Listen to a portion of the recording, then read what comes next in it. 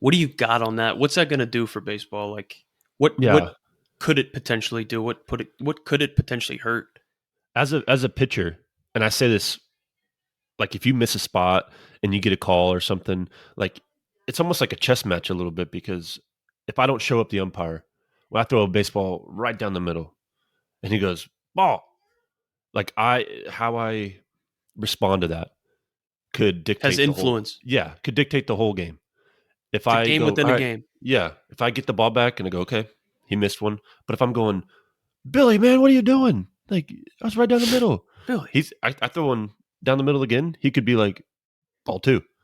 Like you just showed me up in front of 15, 50,000 people. Yeah. Like, so I like the human error that's involved in human umpires. Yeah. The human You know what I mean? element of it. Yeah. But if there's robots or they're using like the little stat cast strike zone, like I think that takes away from the purity of the game. And we've I get it. already taken away a lot of the pureness of baseball already. Some of it I think could be for the best, but it's too early to tell. But if they start saying robots are running baseball, I'm not happy with that. Yeah. Game over, dude. So they're already doing the abbreviated step out stuff in between pitches. You know what I mean? You can't step out, adjust your batting gloves, right? I mean, you can, but you got to be attentive to Quick the with it, yeah. pitcher within 8 seconds. All that stuff. Talking about they throwing over, they're controlling the running game or lack thereof, right? Because you can only throw over a certain amount of times, and it's like, dude, stuff's changing quick, man. Stuff's changing quick. I can't even imagine what it's going to be like if and when they implement this robotic ump type stuff, man. We experienced it in like for the first time they're messing around with it in the alternate site, right? So we were, experiencing doing different things. They had crowd noises. You would practice under those conditions. They would implement the robotic strike zone, the TrackMan strike zone with when pitchers were throwing live, just to kind of like get you ready for maybe what was coming, or try it out at these alternate sites. The stats Yeah. aren't real, right? It's you can mess around with stuff. And dude, I just remember it being like uncalibrated a little bit. So like it would catch. Think about how the width of the It's plate. technology, yeah. If it's off even a little bit, it shifts everything. Like so, it would be calling balls and strikes a little off. Stuff that you knew was outside Yeah. off the plate, and you could see video of it the next day when the uploadings were recorded. It's like, dude, this machine was set up off the plate a little bit. Somebody fucked it up. Something's going on with it. Yeah. It's just off. Like, dude, come on. Or Hold on, like we're it's gonna take a catching stuff in TV the timeout here to recalibrate yeah. the strike zone. Was that a Yeah. strike? Yeah, dude. And Yeah. then it's crazy. I don't know what it's going to do for the game, but it's like taking away that human element of it Yeah. is. Well, I'm pretty biased here, but I'm a former pitcher. What out of these new changes are to benefit the pitcher in any way? I understand nowadays guys are 97, 99, 100 with 93-mile-an-hour sliders that move side to side when batters are now taught launch angle. And so, I mean, it changes every couple of years, whatever. But bigger bases, you can only pick off so many times. Yeah, dude. What Uh, do you think that's going to do for stolen base numbers and that's what runs I'm and saying. like ERAs? So like, okay, not to totally just hijack this conversation. Yeah, you're good. My bad. You're right. You're 100% everything you're saying. 2017, 2019 was when they had those hard balls, right? The Yep. balls were wound tighter. Got my So ass people kicked. are, right? I actually was hitting home runs, right? It's a hard ball. It's flying, dude. Everybody's hitting home runs. Runs are up, scores are up. So the pitcher's numbers are down, Mhm. right? That was 2019. Then they kind of messed with the ball. They did away with it. And then, pitchers are able to use sticky stuff, whatever it is. Like the pitchers are going up. The pitching statistics are going up. Maybe the hitters are going down. The ball's different. The ball's moving more. Is what it is. Now the numbers are down.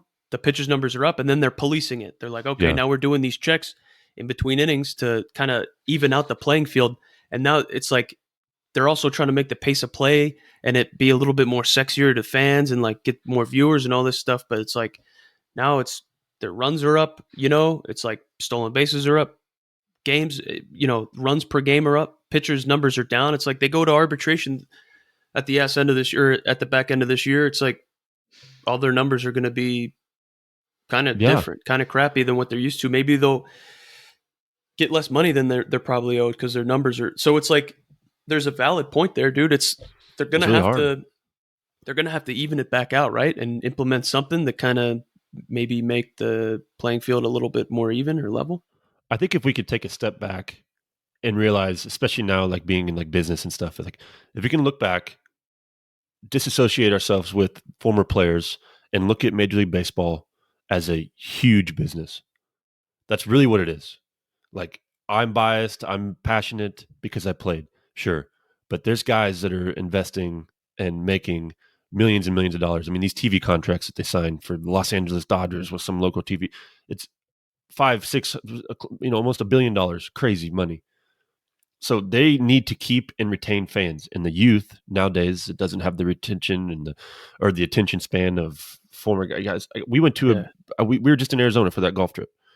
My former teammate, my buddy, is a setup man for the Diamondbacks right now. They were playing the Braves. Diamondbacks right now are in first place. Braves are in first place in their respective divisions. This game was like an hour and 40 minutes long.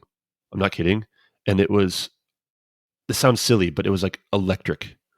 really. It was an awesome game. I mean, deep fly balls, like unreal plays in center field. Closer came in, Miguel Castro. He was with the Rockies for a little bit. Like walked the first dude or something. Like I think there was 34,000 people there, so it was like a Damn. little undersold. But I mean, man, it was loud. It was wild. People were into it.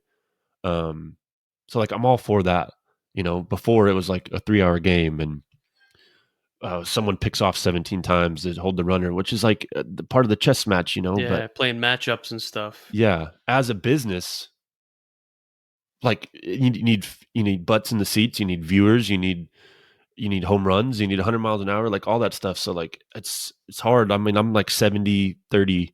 I'm like 70% like, hey, don't mess with a good thing, but also 30% like, hey, they gotta find ways to make Yeah, money. bring it back, dude. I get it. I feel the same way. It's like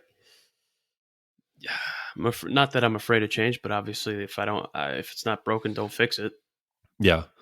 I'm not a baseball, IQ pro, dude. I don't know everything about the game. I don't know, I don't sit there and watch 9 innings of baseball. So I understand that, now that I'm not playing, I'm not watching 9 innings of baseball. So if there are ways that you can kind of enhance that experience for the overall, the overall experience for the viewer, whether it be a 75-year-old man or a 15-year-old, boy, I guess if you can speed it up, you speed it up.